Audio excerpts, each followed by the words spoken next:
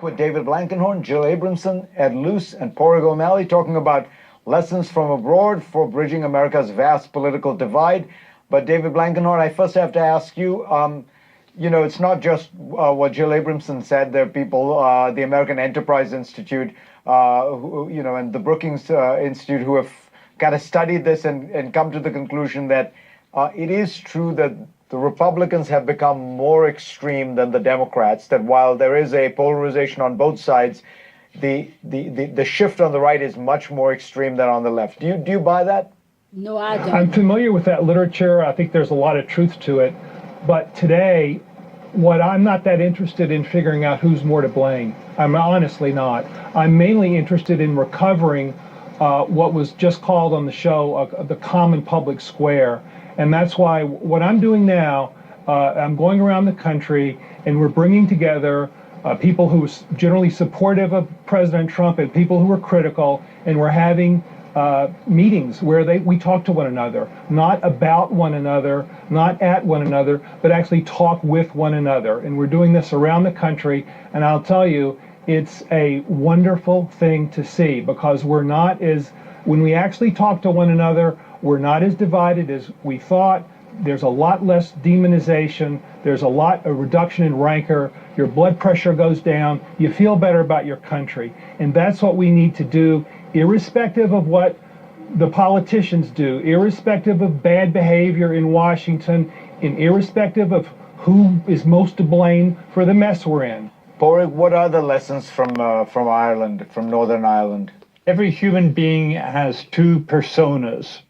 One is the ideological persona, and the other is the human persona.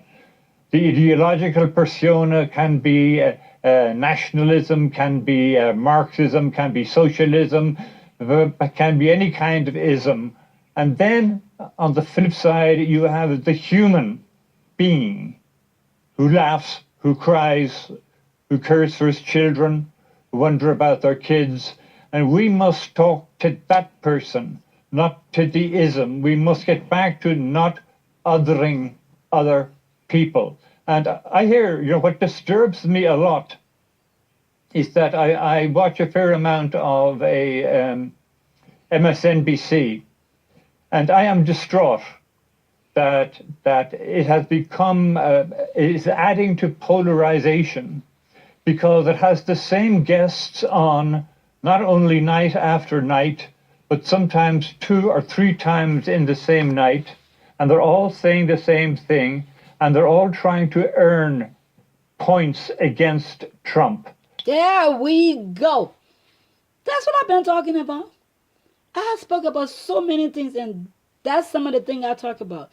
CNN will announce and sync for 24 hours, and everything they talk about and announce about is about Trump, Trump, Trump, and everything is negative. You guys need to stop it. It's just getting so out of hand, out of place, and it's ridiculous. Seriously, stop it. That does not help. And it does not help to say that one side is more at fault than the other. I know. Jeez, stop it. Holy smokes. Sometimes 2 or 3 times in the same night, and they're all... They need to cut up that bullshit. Seriously, they need to stop it. Disturbs me a lot is that I watch a fair amount of MSNBC, and I am distraught that it has become, is adding to polarization, because it has the same guests on not only night after night, but sometimes 2 or 3 times in the same night, and they're all saying the same thing, and they're all trying to earn points against Trump. That does not help. And it does not help to say that one side is more at fault than the other. Jill, we can have people talk to one another, ordinary people, but what do you think is the role for leadership? Because it does seem to me, at least, that some part of this divide has been produced by a political elite that has become increasingly divisive and increasingly nasty about one another. Wow.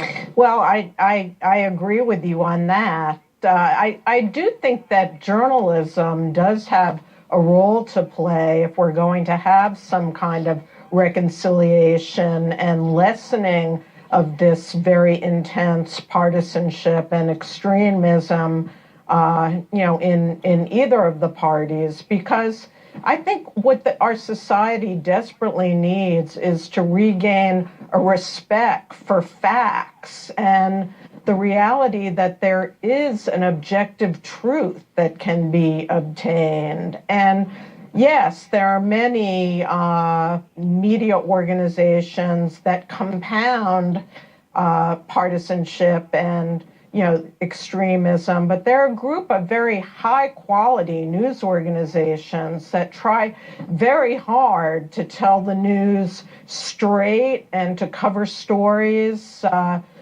truthfully and bringing the reality of how people live to life in news stories. And I just think it's incredibly dangerous right now that we live in a society where people can't even agree on what a fact is. Can I pick up on another point about Absolutely. leadership?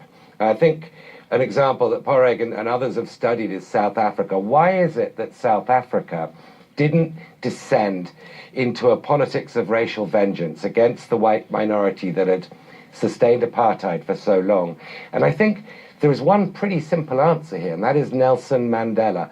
Nelson Mandela was an extraordinary individual, and he set the tone for the politics through the Truth and Reconciliation Commission that was a non-punitive way at looking at the crime of apartheid. Oh, man, I love this, man. I spoke about Nelson Mandela too 5 or 6 months ago. I said so many things. I made so many great videos. I don't know if people listen to my videos. I'm not sure, but I spoke about so many powerful and wonderful things. And all these things coming back and slapping them in the face one by one. It needs to stop. Seriously, you guys need to cut it off. Forget about this black and white shit.